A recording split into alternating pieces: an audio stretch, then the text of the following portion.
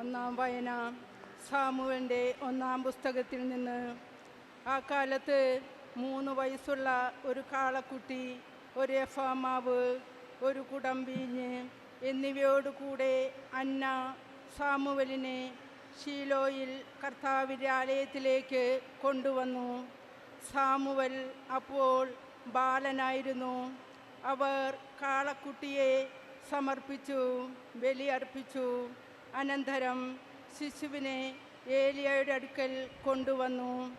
അവൾ പറഞ്ഞു, ഗുരു, ഇവിടെ അങ്ങയുടെ മുൻപിൽ നിന്ന് കർത്താവിനോട് പ്രാർത്ഥിച്ച സ്ത്രീ തന്നെയാണ് ഞാൻ.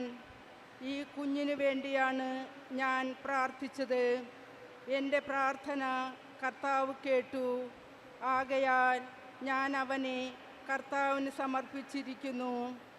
ആജീവനാന്തം അവൻ കർത്താവിനുള്ളവനായിരിക്കും. അവർ കർത്താവിനെ ആരാധിച്ചു.